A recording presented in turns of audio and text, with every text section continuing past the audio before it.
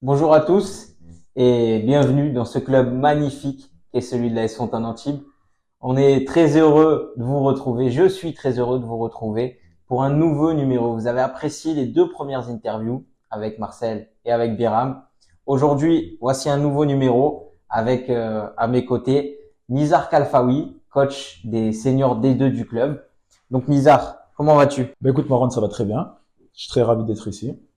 Ça sera une discussion de plus. On a l'habitude de faire des grands débats avec toi. Exactement. Une discussion intéressante, j'en suis sûr, que vous allez suivre donc à nos côtés. Nizar, on va démarrer. Première question, sans plus tarder, présente-toi. Ok, donc Nizar Kalfaoui, j'ai bientôt 42 ans. Je suis coach des seniors D2 ici.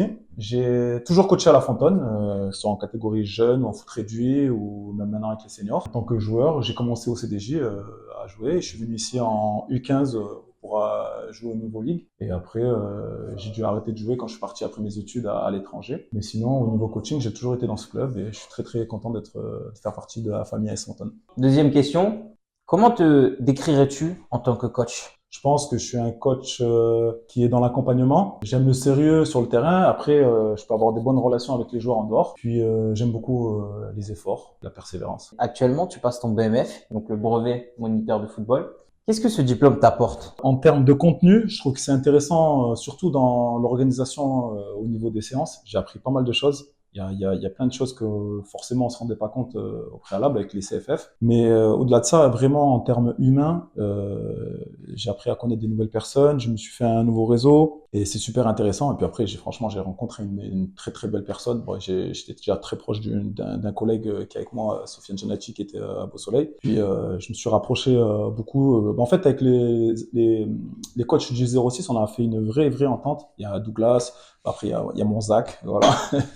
Et non, ça se passe super bien. Et, bah, j'espère que on va réussir à l'obtenir. C'est la certification là en avril. Donc là, on est en plein dossier et j'espère que ça va bien se passer. Grâce au BMF, tu as pu créer une nouvelle section au sein du club.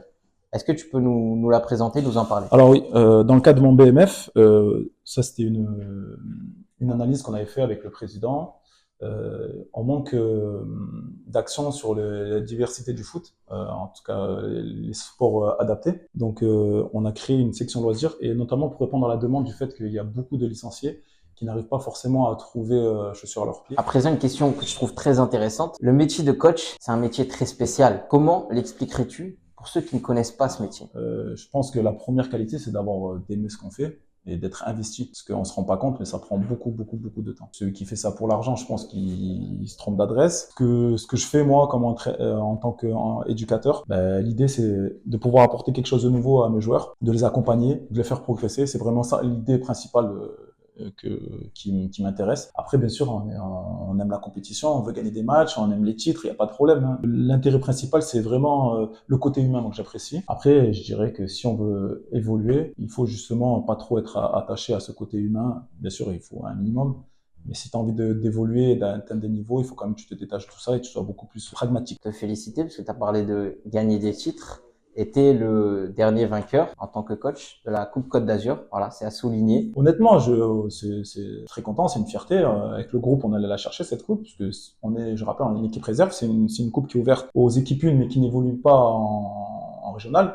Donc on a affronté des équipes 1, on a fait un très beau parcours. Et puis bah, on s'est un peu sauvé la saison de l'année dernière, parce que c'est pas très bien passé en championnat, mais l'équipe a mis du cœur pour aller chercher ce titre. Puis moi personnellement, c'est arrivé à un moment où j'avais eu des petits soucis, donc je suis très content et ben voilà, les joueurs ont eu le maillot. Tu connais le concept, tu connais le principe. On l'a fait précédemment avec Marcel, avec Biram, maintenant avec toi.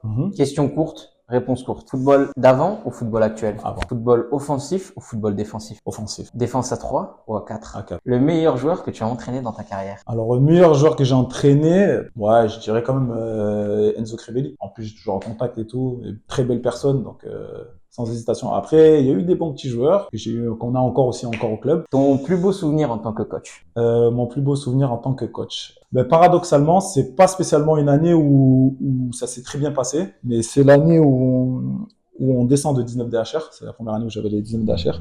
On était dans la difficulté. Et puis, j'ai senti un groupe soudé et on a créé des liens très forts avec ces joueurs-là. Et bah, je les ai toujours en contact. Et c'est un de mes plus beaux souvenirs. Et après, les années qui ont suivi aussi, c'était très bien. Mais c'est un des plus beaux souvenirs que j'ai eu avec mes joueurs. Et ton pire souvenir? J'aime pas trop me rappeler des mauvais souvenirs. Donc, Joker, ouais. Même concept à chaque interview.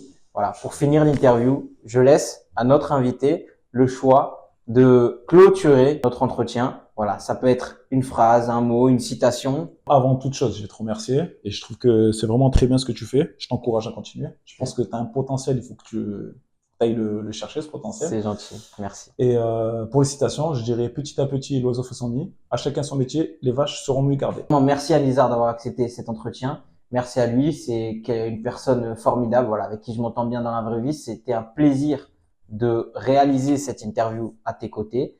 En plus d'être un bon coach, t'es un bon mec. Voilà. Merci à Je te toi remercie. et à bientôt.